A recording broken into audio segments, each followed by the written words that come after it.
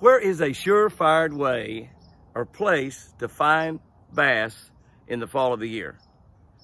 And if you think about why they're there, you'll know right exactly where that place is.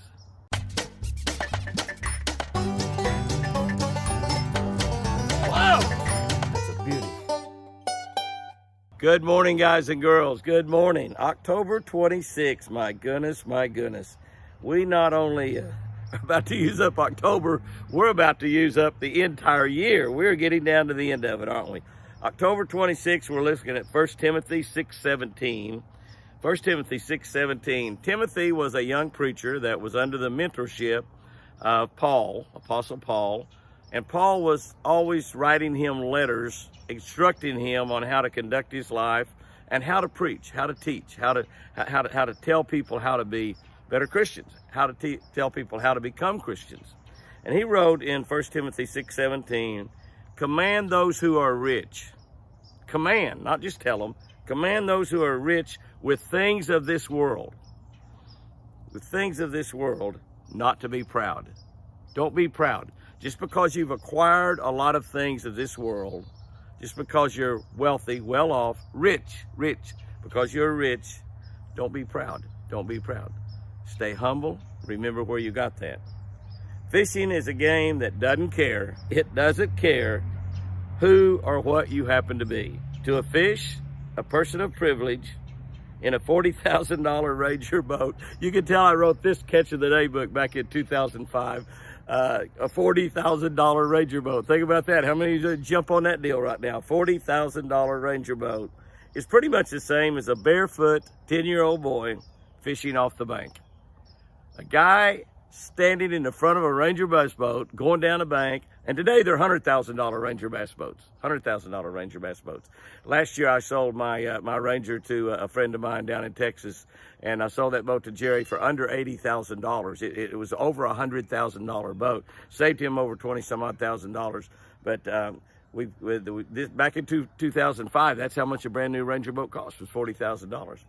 We've got a new devotional coming out, by the way, that will be a 2022 book, I guess. And if we got anything in it, we probably talked about $100,000 Ranger boats. I don't know if I wrote anything, can't remember if I wrote anything about Ranger boats in there.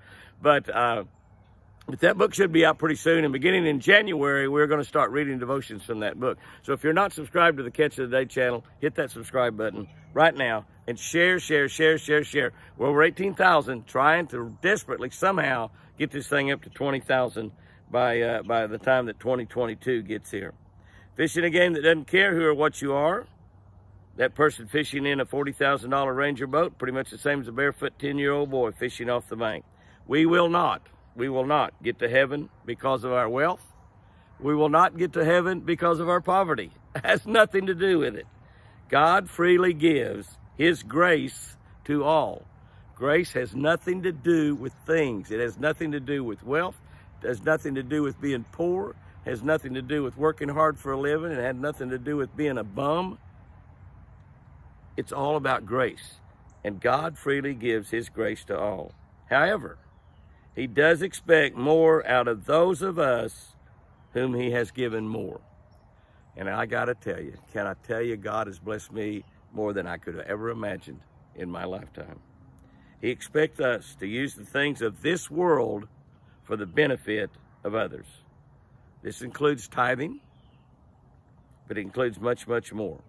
It includes using your talents. It includes using your property, your vehicles, your cars, your trucks, your money, your boats and motors, your rods and reels, whatever God's given you.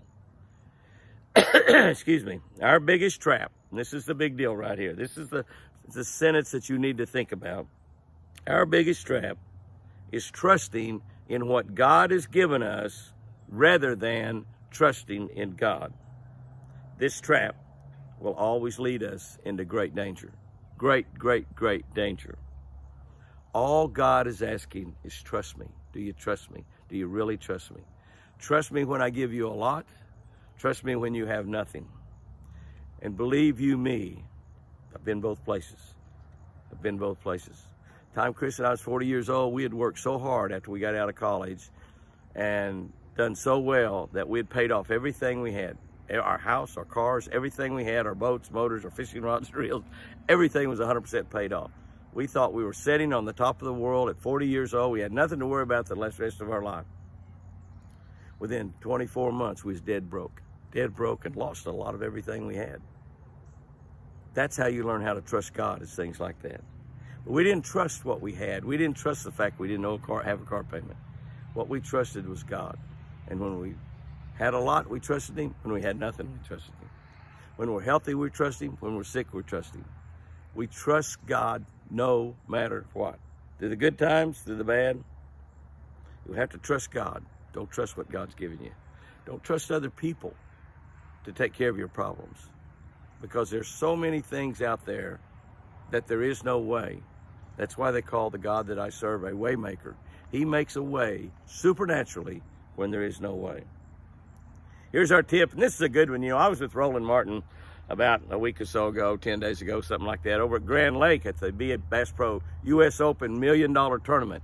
Now, the winners of that tournament, the team that won that tournament, caught a little over 17 pounds at Grand that day, and they won $50,000. $50,000. That's a pretty good payday. $50,000, but they qualified to fish the $1 million tournament over on Grand Lake. And we was up at Bass Pro in Broken Arrow the day before, where they had the captain's meeting, and we visited with a lot of these teams, and everybody wanted to know, do you have us a little secret you can tell us about Grand Lake? Do you have us a little secret? And I heard Roland mention that, well, I don't know, the weather's kind of messed up right now and everything, but this time of the year, shad will move to the very tail end of the creeks in the falls, the creeks and the pockets. I heard Roland Martin about 10 days ago give this exact same tip to a couple guys. Said, so you might want to go check the tail ends of those pockets, particularly in the afternoon, because we've had some cold weather in here, and we had beautiful, beautiful, incredible fall. But we've had some cold weather and some fronts come in, and that was about a week ago. That's exactly what happened. And it was cold, but it was going to be nice and sunny in the afternoon, a bluebird day, just like we have today. And he said, go check, because those shad move to the tail ends. When those shad move there, the fish move in there, and there's some schooling activity going. Exactly the same tip that I'm talking about right here. So this time of the year, and once the water gets cooler, cooler, cooler, remember, do you remember the temperature I told you back in the springtime that the water gets to move up to? The water needs to get warm enough in the spring for the fish, the big bass, the female bass, to move up into the shallow water. Do you remember that temperature? Think about it. 58 degrees. Exact same thing in the fall. The temperatures below 70 in most of our lakes in the south right now, but once it gets down to 58, that's when those bigger fish will be in the fall, eating all the shad they can get, getting ready. We call it the winter feed, the fall feed, getting ready for the gorging themselves on shad. And a lot of places where they do it is the tail end of creeks, the tail end of pockets. Guys and girls, go out there and have you a great one today. And remember, I sure do love you.